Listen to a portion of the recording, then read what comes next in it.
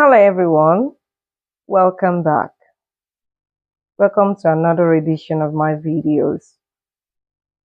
In my previous video, I noted that love is one of the key ingredients in marriage. But love alone is not enough to sustain marriage. Yes, who doesn't agree with me? Anyone? I'm a realist and a very practical person. Whatever I tell you have been proven to be very workable in many homes, not just marriage, but in different relationships. Yes, there is no generally accepted standards or rules or guidelines to successful marriage, but God, in His infinite wisdom, has endowed us with this spirit of discernment. He's given us common sense to discern right from wrong. Once a lady, once a man is up to marriageable age, naturally they want to enter into marriage. Let me address my young ladies here.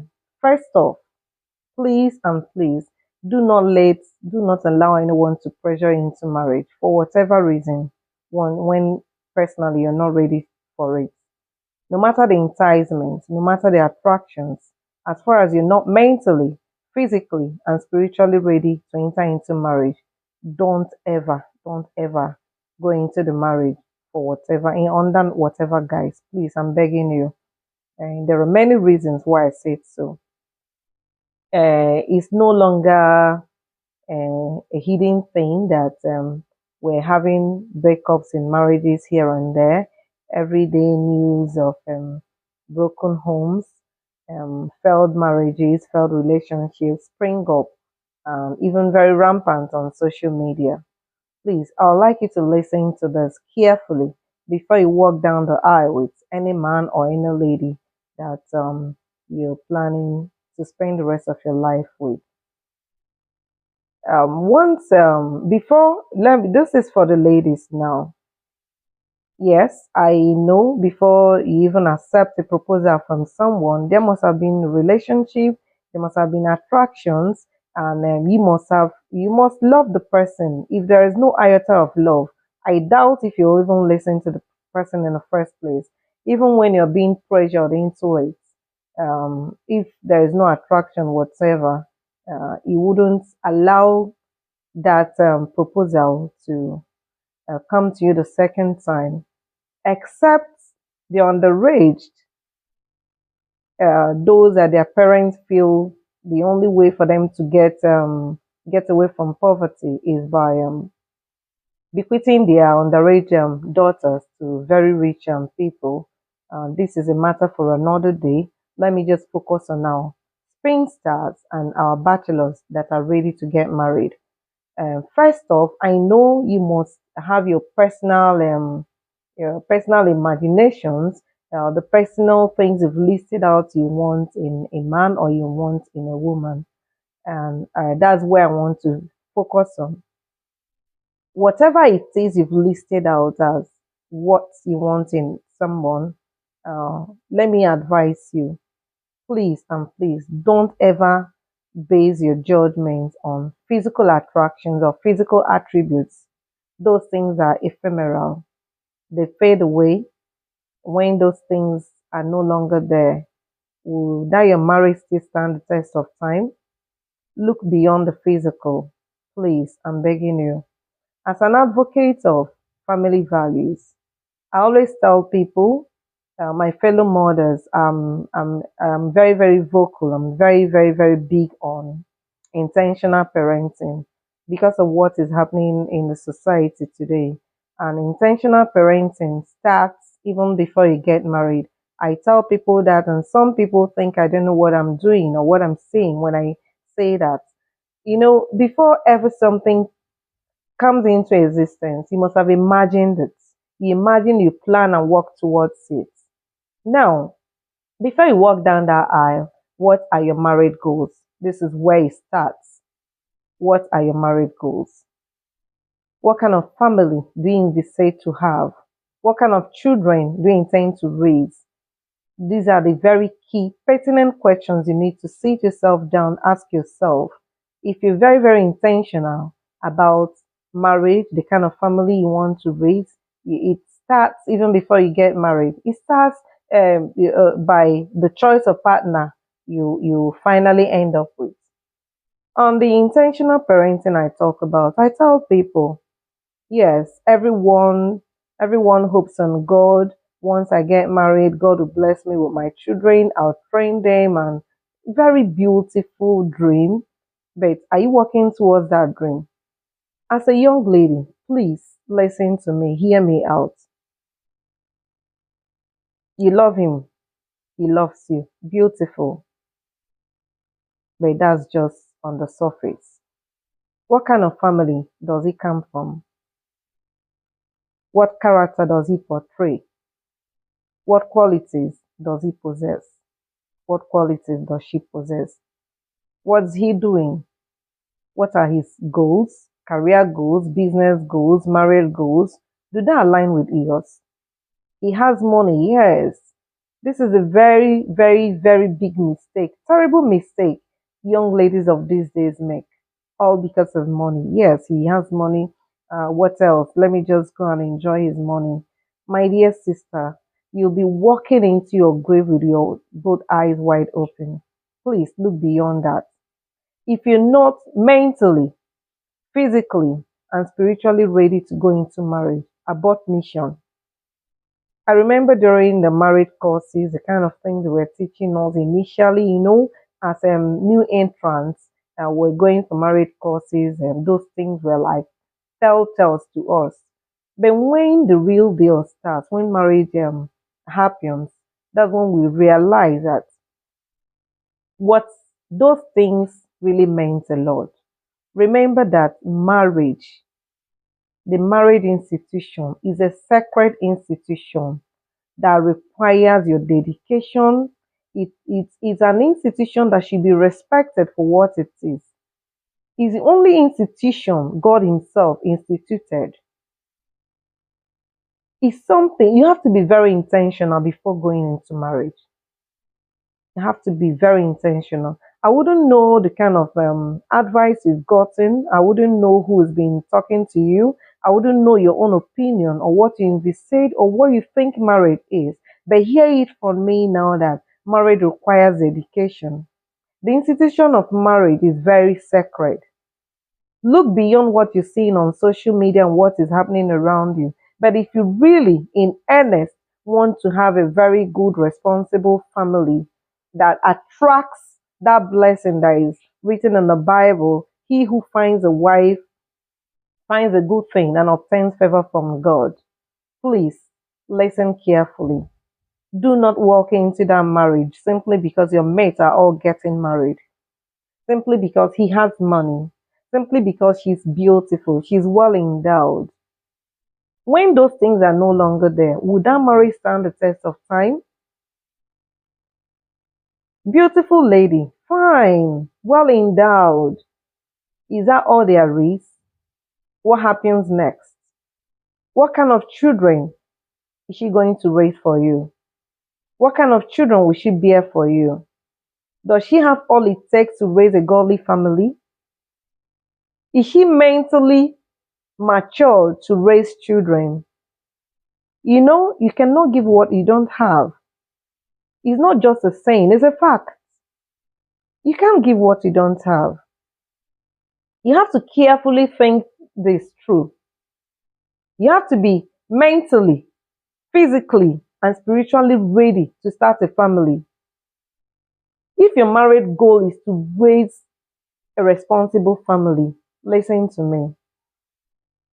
Don't rush into marriage because others are getting married. I hear some people saying, let me go and get married so that I'll avoid the wahala of my parents. Who says that? Let me get married so that I'll be independent. I'll be free to do what I want to do in my own house. Is my home. I can say what I want. I can do what I want. Who says that?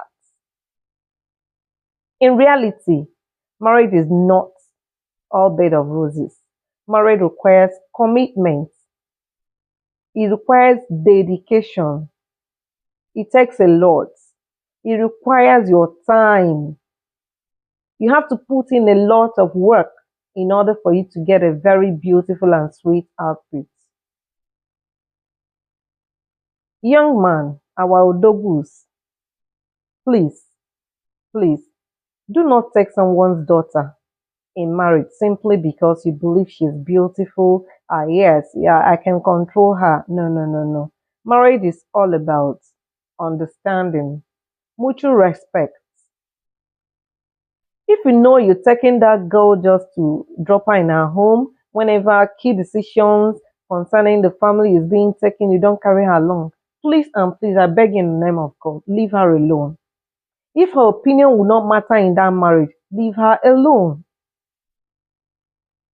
If she doesn't mean anything to you beyond the bedmatics, please leave her alone. What are your married goals? What do you want to make of your marriage? Young lady, I'll advise you, if your intention of getting married is just to be solely dependent on your man, on your husband to take care of you, abort mission. The world has changed, especially here in Nigeria. The economic crunch is biting very hard. Yes, either in the corporate sector rather, or you have a business, you have a skill, establish yourself before going into marriage. I beg you. A whole lot is happening now. Have something doing. Have something doing before going into marriage. And I beg you, young men, don't marry somebody's daughter and tell her not to work. If you're that rich that you don't want her to work, establish a business for her. Nobody knows tomorrow. I'm not predicting doom or anything bad to happen, but there's this freedom, there's this peace that comes when a woman has her own money. She mustn't run to you when she wants to buy sanitary pad. When she wants to buy a cup of rice for her mother or her father, she mustn't run to you to give her money. Support her, establish her, and you see her bloom.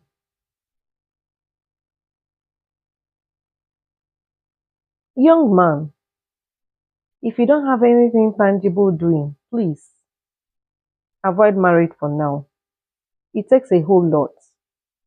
You love her, fine, beautiful. Children will start coming in. Bills will start piling up. How will you pay those bills? That is why I said love alone is not enough in marriage. When those bills start coming, that's when you test that love you say you have for her or she has for you. Because that love cannot pay the bills. And when bills are left unpaid, aggression comes in, agitations here and there, murmuring before you know it, disrespect comes up. It creeps in. And remember, there's a very thin line between love and hate. Once you're not living up to your responsibilities as a man, mhm, mhm, mhm, disrespect comes in. Alien words you considered alien during your courtship era will start creeping in. That useless man, that good for nothing man. Or he tells you what are you bringing to the table? What have you brought to the table? You're not even helping me. Every bill is on me. Please avoid it. The economy is hard enough. Find something doing. Have a skill. Have a business established. Have a service you're rendering to get payment from in order to help with little bills in the family. Until you're ready for that, please avoid marriage. The children does not understand what is called love. You must care for them. You must clothe them. You must feed them. You must pay their school fees. You must pay rent if you're still in a rented apartment. All those bills, love does not pay them. Uh, for now, I know I've given you something to think about. Yes. And young men, please, Take this advice from me.